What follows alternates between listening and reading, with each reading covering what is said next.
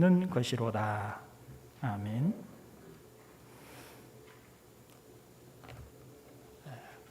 큰 희망을 가지고 또 기쁜 마음으로 한 해를 시작해야 되는 첫 주일 예배인데, 우리는 함께 모여서 예배하지도 못할 뿐만 아니라 또 설교하는 저도 마스크를 착용하고 설교하지 않으면 안 되는 급박한 상황, 답답한 상황이 되었습니다. 이럴 때 한 해를 시작하는 우리 교우들에게 하나님께서 어떤 말씀을 주시기를 원하실까 생각하다가 행복에 대한 말씀을 드리려고 준비했습니다. 사람들이 모두가 다 바라고 원하는 것은 행복하기를 원합니다. 오늘 본문 6절에 그가 비록 천년의 갑절을 산다 할지라도 행복을 보지 못하면 마침내 다 한 곳으로 돌아가는 것뿐이 아니냐라고 말씀을 합니다.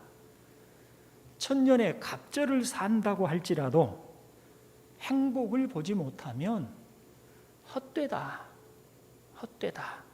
라고 하는 말을 하고 있는 것입니다. 행복이란 무엇일까요? 행복의 사전적인 정의를 보면 모든 욕구가 충족되어 충분한 만족과 기쁨을 느끼는 상태를 말한다고 합니다.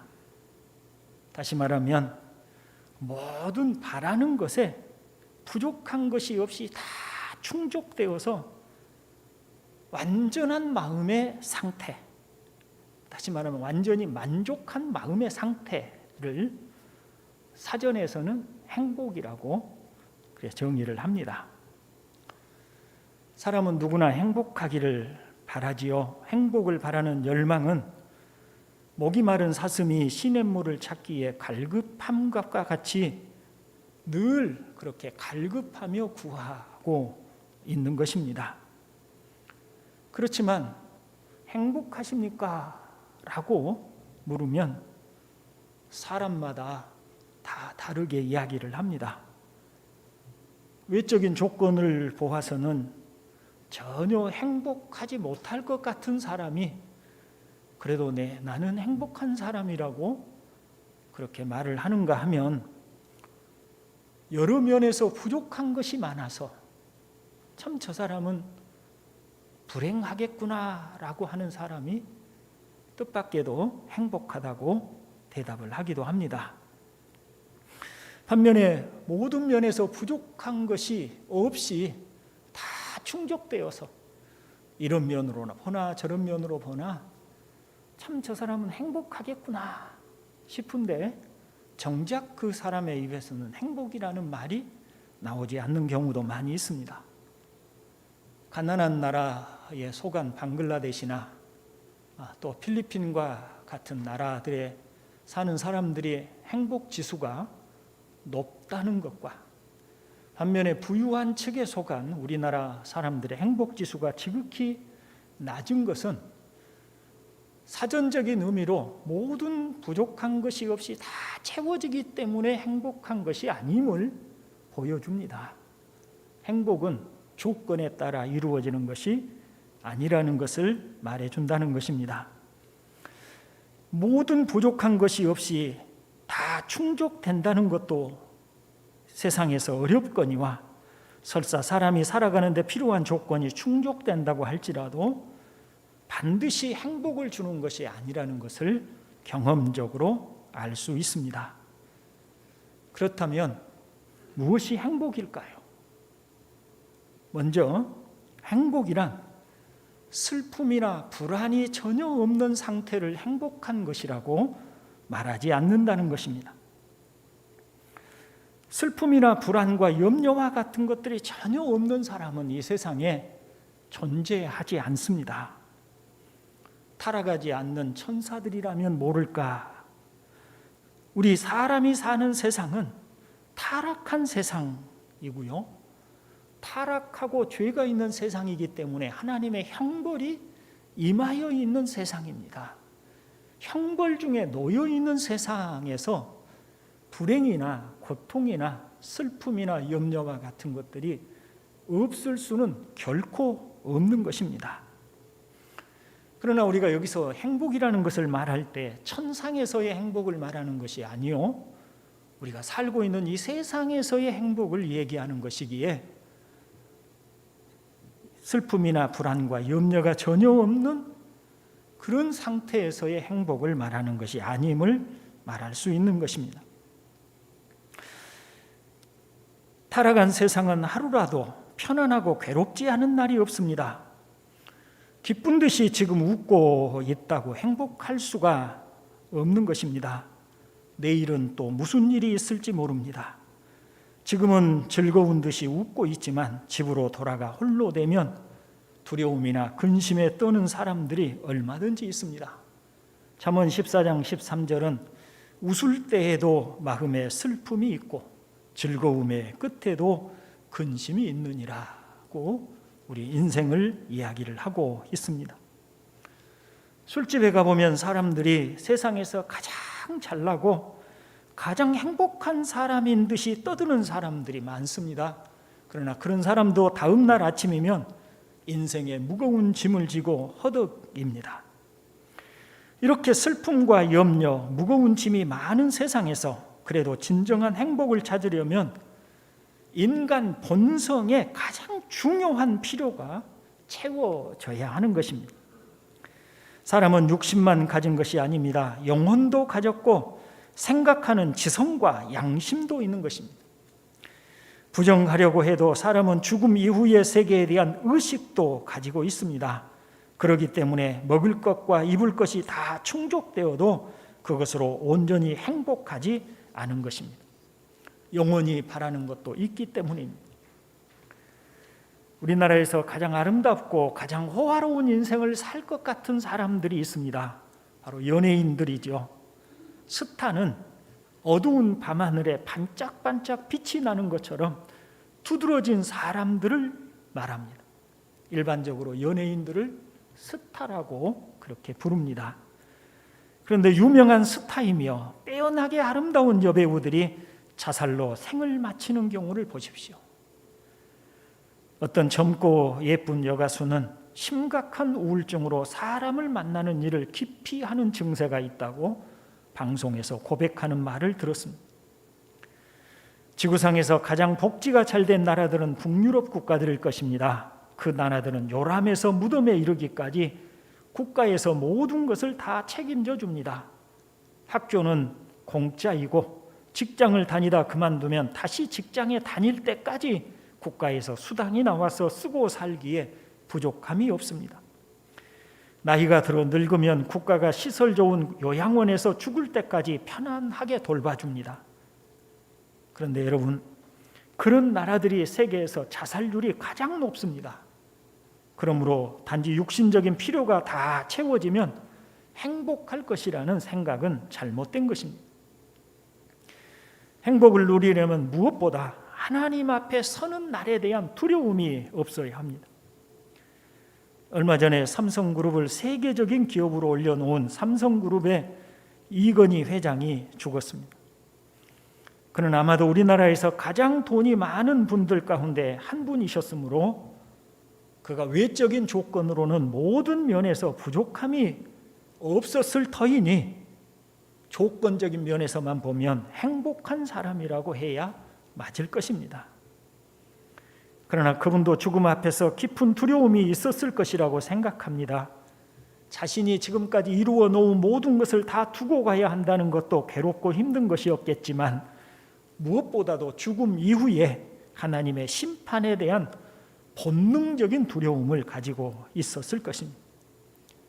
인간에게는 누구라도 그런 두려움이 있습니다. 참된 행복은 자신의 지나온 날들을 돌아보아 부끄러움이 없고 또 앞으로 우리가 가야 할 심판의 자리에까지 부끄러움도 없고 두려움도 없이 주님을 만날 준비가 되었을 때 비로소 행복한 사람이라고 말할 수 있는 줄로 믿습니다. 형제 여러분, 이 세상에서 온전한 행복을 바랄 수는 없습니다. 아직은 온전한 세상이 아니기 때문입니다. 먼저 우리가 이것을 인정해야 합니다.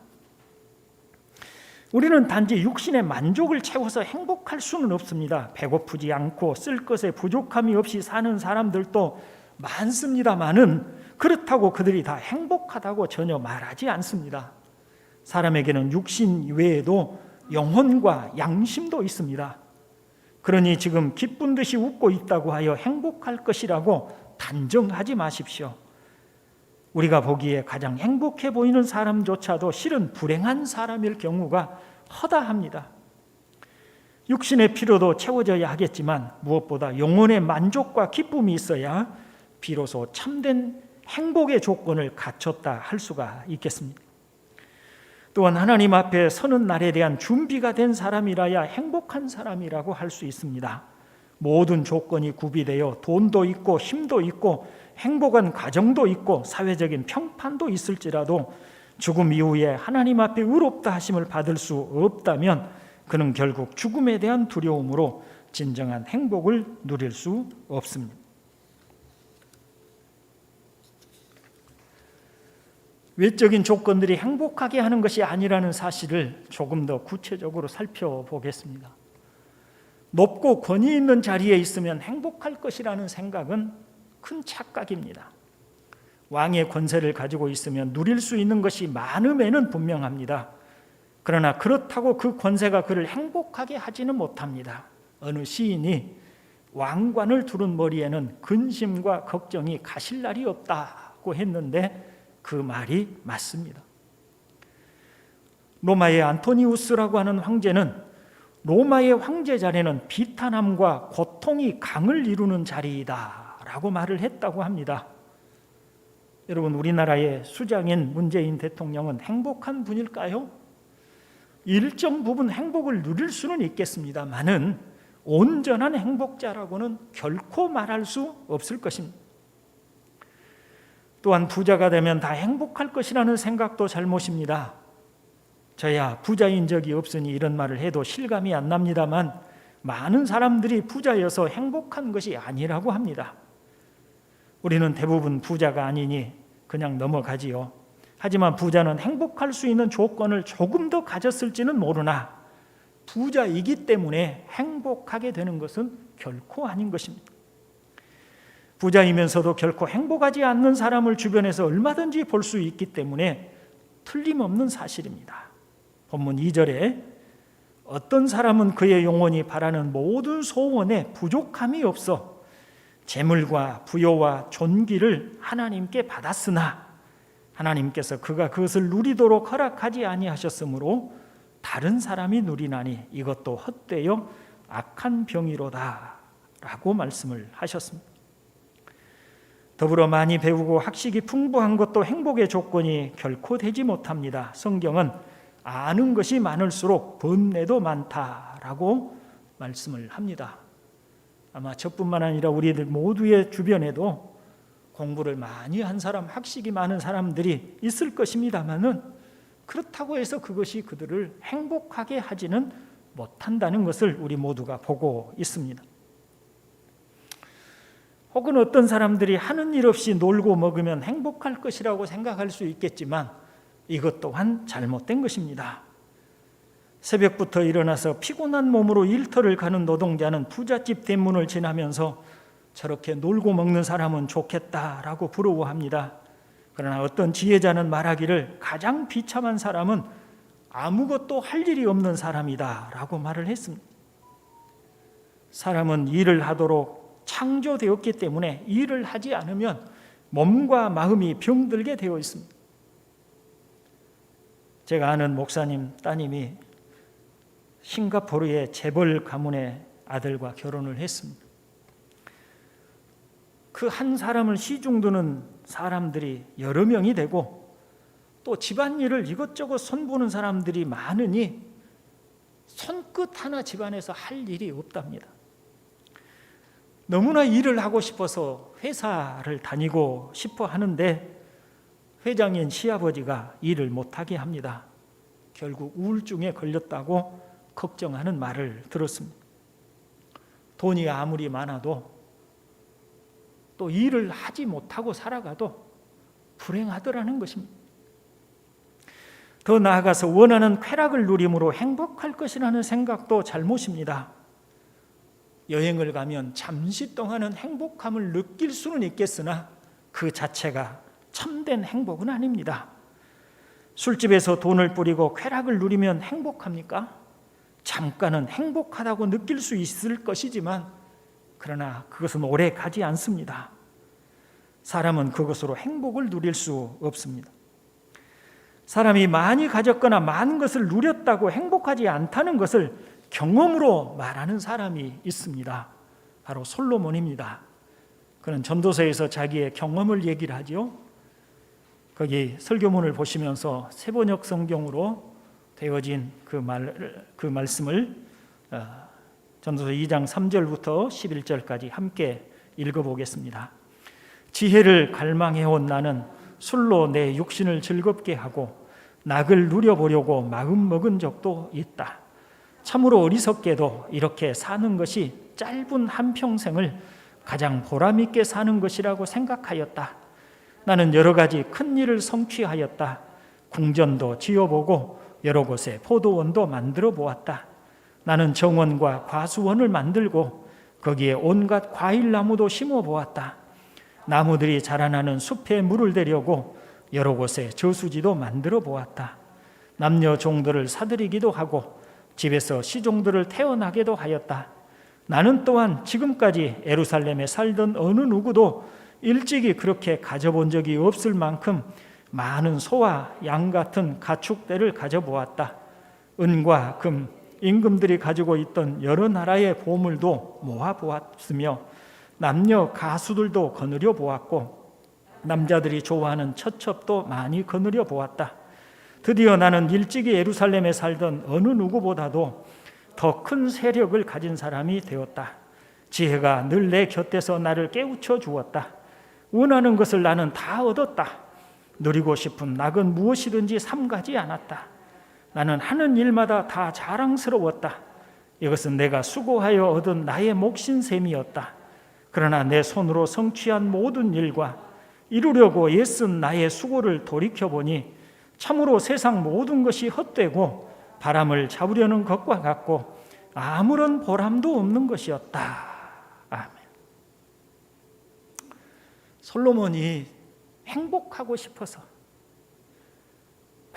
많은 일들을 해보았어요. 할 때는 보람도 얻었고 기쁨도 얻었고 어떤 만족감도 거기에서 일정 부분 얻었지만 그 모든 일을 다 지나고 나서 보니 헛되어서 바람을 잡으려는 것과 같다. 그래서 세상에 부와 귀와 영화가 다 충족되어도 그것이 결코 참된 행복을 주는 것이 아니라는 것을 솔로몬이 우리에게 아주 분명하게 말을 해주고 있습니다. 독일의 괴테라는 시인은 그가 생존해 있는 동안에 많은 사람들이 거의 우상처럼 떠받들었다고 합니다. 그런데 그는 나이 80 무렵에 고백하기를 나는 전 생애를 통틀어 진정으로 행복했던 적은 겨우 몇 주에 불과했다라고 말을 했습니다. 사람들이 칭찬하고 떠받들고 많은 지식으로 사람들의 존경을 받고 정치인으로 국민적인 존경과 인정을 받았지만 그 모든 것이 그를 행복하게 하지는 못했다고 그 스스로 고백한 것입니다. 사랑하는 형제 여러분, 무엇인가 부족하게 느껴지는 것이 채워지면 행복할 것이라는 생각은 분명 오해입니다. 많은 증거들이 그러합니다. 가난하기 때문에 부자가 되면 돈이 많아지면 행복할 것이라고 생각할 수는 있지만 돈이 많다고 행복하지는 않다고 경험자들이 증언합니다. 열심히 일을 하고 돈을 버십시오. 그러나 행복하기 위하여 부자가 되려고는 하지 마십시오. 하나님께서 주신 은혜를 따라 감사함으로 열심히 일하고 여유가 있으면 가난한 형제들에게 나누어 주기 위해서 돈을 벌려고 해야 할 것입니다. 바울은 자족하기를 배웠다고 합니다. 자족하기를 배웠기에 그는 감사했고 행복했습니다. 큰 권세를 가졌거나 많은 지식을 가졌다고 그것이 자신을 행복하게 해주지는 못합니다. 권세가, 지식이 마음 깊은 곳에서 일어나는 슬픔과 허무함을 막지 못합니다. 걸어가는 사람은 자동차를 타고 가는 사람을 부러워하지만 고급 자가용을 타고 가는 사람도 근심과 걱정에서 자유롭지는 못합니다. 그러니 무엇을 얻어야 행복할 것이라는 착각만은 하지 마시기를 바랍니다. 그렇다면 어떻게 하면 행복해질까요? 물론 이 길을 간다고 하여도 일시간의 근심과 걱정, 염려에서 놓여 온전히 몸과 마음이 충족되는 것은 아닙니다. 그러나 이 길 끝에는 진정한 행복이, 영원한 행복이 있음에는 분명합니다. 사람들이 이렇게 하면 행복할 것이라고 생각하는 모든 길이 결국에는 불행과 절망으로 귀결되지만 이 길만은 영원한 행복으로 가는 길입니다. 바로 참된 그리스도인이 되는 것입니다. 그럴 줄 알았다고 대수롭지 않게 생각하지 마십시오. 아담 이래로 이 길을 갔던 사람들은 모두 행복을 고백했습니다. 솔로몬은 부귀영화를 다 누리고 나서 이런 말을 합니다. 전도자가 이르되 헛되고 헛되도다. 모든 것이 헛되도다. 일의 결국을 다 들었으니 하나님을 경외하고 그의 명령들을 지킬지어다. 이것이 모든 사람의 본분이니라. 하나님은 모든 행위와 모든 은밀한 일을 선악간에 심판하시리라. 그 말입니다. 다른 길이 아닙니다. 하나님께로 가는 사람만이 진정으로 만족스럽고 행복한 길에 이른다는 것을 성령의 영감을 받은 솔로몬이 그의 지혜로서 말한 것입니다. 참된 그리스도인이 되는 것은 진정한 행복에 이르는 길에 들어섰다고 말할 수 있습니다. 그러면 참된 그리스도인이 된다는 것은 무엇을 말합니까? 교회에 다닌다고 모두가 참된 그리스도인은 아닙니다. 참된 그리스도인은 마음과 삶이 다 그리스도인인 사람입니다. 성령의 가르침을 받고 자신의 죄를 절감하는 사람입니다. 그래서 자신의 모든 소망을 오직 그리스도와 그분이 주시는 구속의 소망에 두는 사람입니다. 거듭나서 실제로 신령하고 거룩한 삶을 사는 사람입니다. 이런 사람의 신앙은 주일에만 꺼내 입는 옷이 아닙니다. 날마다 삶을 다스리는 강력하고 실제적인 삶의 원리인 것입니다. 참된 그리스도인이 진정으로 행복하다는 말의 의미는 무엇입니까? 참된 그리스도인이 되었다고 해서 전혀 낙심도 의심도 불안도 없다는 말은 결코 아닙니다. 슬픔이나 염려가 없다는 말은 아닙니다. 시편 42편 내 영혼아 내가 어찌하여 낙심하며 어찌하여 내 속에서 불안해하는가? 너는 하나님께 소망을 두라. 나는 그가 나타나 도우심으로 말미암아 내 하나님을 여전히 찬송하리로다 라고 말씀을 합니다. 여기 시편 42편의 시인은 신실한 그리스도인이지만 자꾸만 낙심이 되고 불안해하는 마음을 스스로 계속해서 다독이고 있는 것입니다. 모든 사람들이 그렇듯이 참된 그리스도인도 연약하고 허약한 육신을 가지고 있습니다. 여인의 후손이라면 누구나 갖고 있는 감정과 정욕들이 있습니다. 변화무쌍한 세상에서 살고 있는 것 또한 사실입니다. 그러나 참된 그리스도인은 마음 깊은 곳에 샘물처럼 솟아나는 기쁨이 있습니다. 평화가 있습니다. 때로는 답답하고 낙심에 쌓여 있을 것 같은데 그 깊은 절망 속에서 이제는 다 죽었다고 생각하는 그 속에서 알 수 없는 자그마한 생수처럼 평화가 솟아납니다. 기쁨이 솟아납니다. 그것들이 우리로 하여금 절망을 이기게 하고 낙심을 이기게 해 나가는 것입니다. 죄로 어두워진 마음을 다시 씻어 정결하게 하는 회복이 있습니다. 죽음 앞에서도 진정한 신뢰에서 나오는 평화가 있습니다. 여러분, 행복한 사람 아닙니까? 영혼을 정결하게 해주시는 죄 씻음과 거룩함에 이르게 하시는 성령의 은혜, 무엇보다 죽음 앞에서도 영원히 살 것이라는 분명한 확신에서 나오는 소망이 있습니다. 이런 사람이 행복한 사람 아니겠습니까? 그러나 참된 그리스도인이라고 모두 똑같은 분량의 행복을 가진 것은 결코 아닙니다. 하나님의 자녀들에게도 장성한 사람이 있는가 하면 이제 갓 태어난 어린아이 같은 그리스도인도 있습니다. 강한 지체가 있는가 하면 약한 지체도 있습니다. 지식이 풍부한 지체가 있는가 하면 지식이 부족한 지체도 있습니다. 짐작하시는 바와 같이 믿음과 은혜가 크면 클수록 행복을 더 많이 누리게 됩니다. 그러므로 약한 지체, 지식이 부족한 지체, 어린아이 같은 연약한 지체들은 아직은 그 행복함을 많이 누리지 못할 수 있습니다. 그러나 그들은 분명 참된 행복의 길에 들어섰고 그 길 끝에는 행복하게 될 것입니다. 또한 참된 그리스도인이라고 항상 행복한 것만은 아닙니다. 각자 누리는 위로의 차이는 분명 많이 있습니다. 어떤 사람들은 깊은 바다처럼 깊고 흔들리지 않는 잠잠함으로 누리는 사람이 있는가 하면 어떤 사람은 얕은 물가와 같아서 작은 바람에도 자주 흔들리는 사람도 있습니다. 참된 그리스도인이라도 특별한 염려에 사로잡히기도 하고 깊은 죄에 빠져 두렵고 무서운 어둠 속에 있을 때도 있고 고질적인 죄에 넘어지기도 하고 하나님의 용서를 잊고 죄책감에 떨 때도 분명히 있습니다. 그러나 참된 그리스도인은 그 모든 어둠을 뚫고 나오는 태양처럼 주의 빛으로 다시 소생합니다. 주의 은혜가 그를 다시 살리는 것입니다. 이제 말씀을 정리하고 마치려고 합니다. 사랑하는 형제 여러분, 성경은 말합니다. 이러한 백성은 복이 있나니 여호와를 자기 하나님으로 삼는 사람은 복이 있도다. 시편 144편 15절의 말씀입니다. 다윗처럼 여호와는 나의 목자시니 내게 부족함이 없습니다 라고 고백하는 사람은 진정한 행복자입니다. 그는 때때로 사망의 음침한 골짜기로 다니겠지만 그러나 목자이신 하나님의 지팡이와 막대기가 안위하여 지켜주심을 봅니다. 결국은 원수의 목전에서 승리의 잔치를 베풀어 주시는 은혜를 누립니다. 이런 사람이 행복한 사람 아닐까요? 혹 교회 다니는 사람도 행복해 보이지 않더라고 말할 수 있습니다. 그러나 그가 진정한 그리스도인이라면 그 사람은 결국 행복한 은혜를 누리고 있을 것이고 또 앞으로 반드시 누리게 될 것입니다. 왜냐하면 그는 올바른 길에 들어섰기 때문입니다.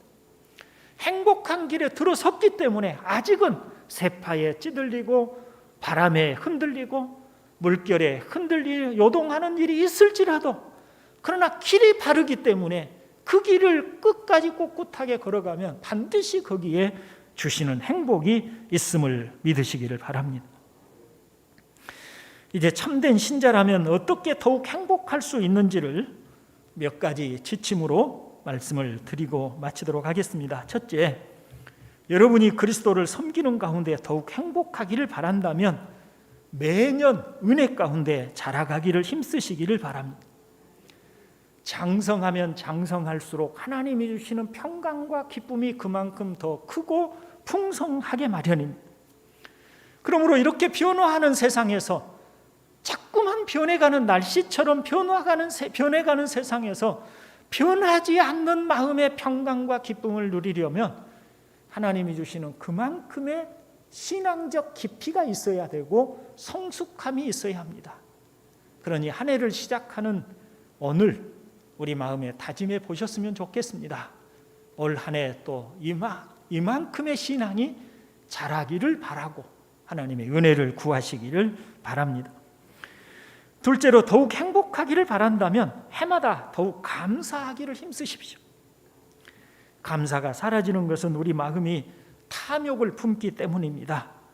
우리가 세상에서 바라는 것들이 많아지기 때문에 감사가 줄어듭니다.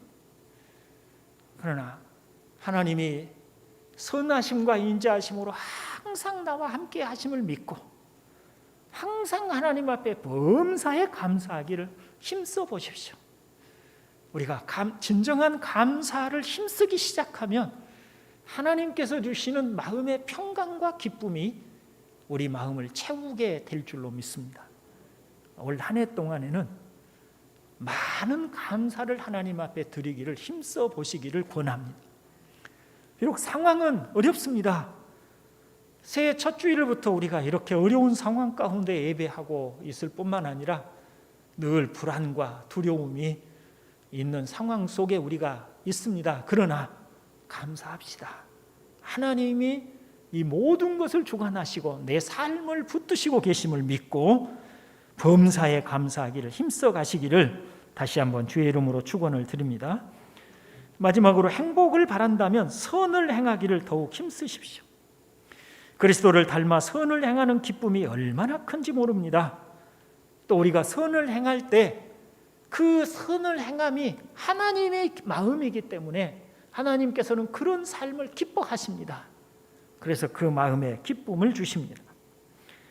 새해 첫 주일이지만 비대면으로 예배를 드려야 하는 아쉬움이 너무나 큽니다. 그러기에 1년의 항해를 시작하는 이 시점에서 웃음과 감사함으로 1년을 살아가는 길을 말씀을 드리고 싶었습니다. 부디 올 1년이 큰 기쁨과 보람과 행복으로 가득하시기를 주님의 이름으로 축원을 드립니다. 기도하겠습니다. 자비로우신 아버지 하나님, 일시적인 꿈처럼 행복한 것도 우리 사람이 사는 세상에 많이 있고, 또 일시적으로 세상의 모든 것을 가진 것과 같은 만족감과 충족감을 느끼는 일도 세상 중에 있습니다.